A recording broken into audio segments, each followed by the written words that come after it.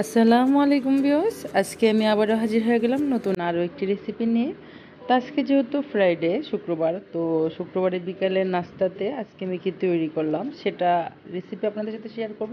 আজকে একটু ভিন্ন রকম একটি চিপস আমি আপনাদেরকে তৈরি করে দেখাবো। এটা হলো মাছের চিপস, মানে ফিশ চিপস। এটা যে কোনো সামুদ্রিক মাছ দিয়ে হয়। তো যেহেতু তেলাপিয়া মাছের মধ্যে কাঁটা কম থাকে, এটার ফিলে তৈরি করা যায়। তো আমি আজকে হাতের কাছে যে মাছটা ছিল সেটা দিয়ে বানিয়েছি, কিন্তু সামুদ্রিক মাছ দিয়ে এটা ভালো হয়। তো এটা আমি আজকে তেলাপিয়া মাছের চিপস তৈরি করে দেখালাম। তো চলুন শুরু করা যাক।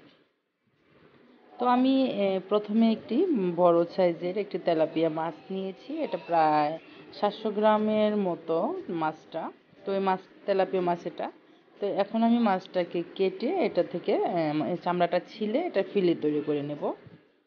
তো এটা আমি ছিলে ফিলে তৈরি করে নিয়েছি। তো এখন আমি চিপসের মতো করে একটু লম্বা লম্বা করে একটু কেটে নিচ্ছি, যেভাবে আমরা পটেটো চিপস তৈরি করি সেইভাবে। তো এটা আমি কেটে ম্যারিনেট করে রেখে দিব মশলা দিয়ে। কী কী দিই সেটাও দেখবেন আপনারা, ভিডিওটা না টেনে দেখতে হবে। তো ভালো করে আমি ধুয়ে পরিষ্কার করে একটি ছাঁকনির মধ্যে রেখে দিয়েছি, চালনির মধ্যে। তো এখন আমি এটাকে টিস্যুর সাহায্যে ভালো করে মুছে পানিগুলোকে আমি শুকিয়ে নিচ্ছি। তো আমি এখন অন্য একটি বোলের মধ্যে নিয়ে নিচ্ছি। তার মধ্যে আমি দিয়ে দিলাম কাশ্মীরি লাল মরিচ। তো দিয়ে দিলাম এখানে স্বাদ মতো লবণ। আমি কালো গোলমরিচের গুঁড়ো আমি দিয়ে দিচ্ছি এখানে 1 টেবিল চামচ। লেমন জুস আমি এখানে দিয়েছি 2 টেবিল চামচ। তো ভালো করে মাখিয়ে নিচ্ছি। তো এখানে আমি আদা রসুন ব্যবহার করব না। তো এটাকে মাখিয়ে আমি কমপক্ষে 30 মিনিট রেখে দেব। তো এটা বাইরে রাখা যেতে পারে, ফ্রিজে রাখার কোনো দরকার নেই। তো এখন আমি একটি মিক্সিং বোলের মধ্যে ময়দা নিয়েছি 1.5 কাপ, কর্নফ্লাওয়ার নিয়েছি 1 কাপ, মরিচের গুঁড়া আমি নিয়েছি এখানে 1 টেবিল চামচ, বেকিং সোডা আমি এখানে নিব 1 চিমটির মতো, লবণ দিয়ে দিব এখানে আমি স্বাদ মতো। তো গোলমরিচের গুঁড়ো আমি এখানে দিয়ে দিব 1/2 টেবিল চামচ। এখন আমি ভালো করে সবগুলো একসাথে মিশিয়ে নিব।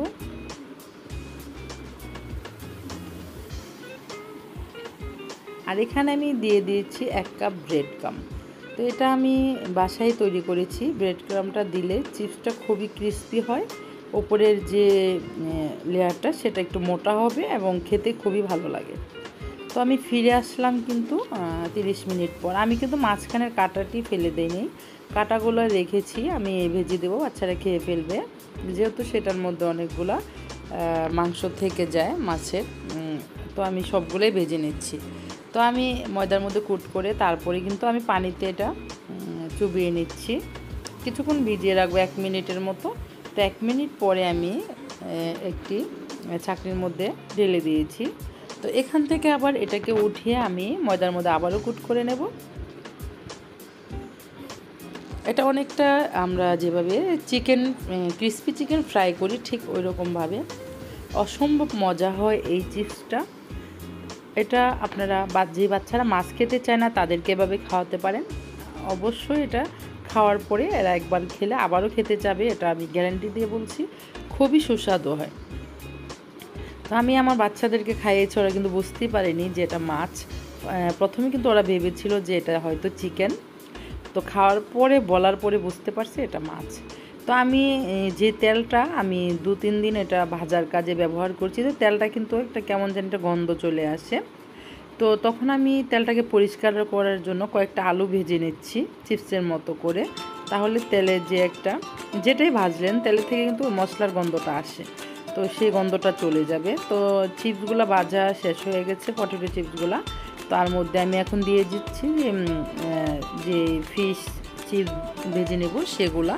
তো এটাকে চুলার আঁচটা, তেলটা গরম হলে চুলার আঁচটা কিন্তু মিডিয়ামে রেখে ভাজতে হবে, একদম লো ফ্লেমও ভাজা যাবে না, মিডিয়াম রাখতে হবে। তো এরকম ডিপ ফ্রাই করে ভেজে এটা গরম গরম পরিবেশন করবে, বাচ্চা বড় সবাই পছন্দ করবে, এটা গ্যারান্টি দিয়ে বলছি। তো ভিউয়ার্স, আমার এই রেসিপিটা যদি আপনাদের ভালো লেগে থাকে তো প্লিজ একটি লাইক দিবেন এবং কমেন্ট করবেন। এবং আমার চ্যানেলটিকে সাবস্ক্রাইব করবেন, বেল আইকনে প্রেস করে দিবেন। তো শেয়ার করবেন ফ্রেন্ড এবং ফ্যামিলির সাথে। আর যারা আগে থেকে আমার চ্যানেলটিকে সাবস্ক্রাইব করেছেন, আমাকে সাপোর্ট করছেন, তাদেরকে অসংখ্য অসংখ্য ধন্যবাদ আমার চ্যানেলটির সঙ্গে থাকার জন্য।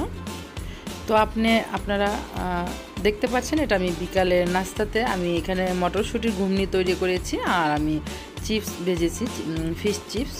তো পুরো ভিডিওটা দেখতে থাকুন। আমি তো আজকের মতো এখানেই বিদায় নিচ্ছি। দেখা হবে আবারও নতুন কোনো রেসিপি নিয়ে। ওই পর্যন্ত সবাই ভালো থাকেন। আল্লাহ হাফেজ।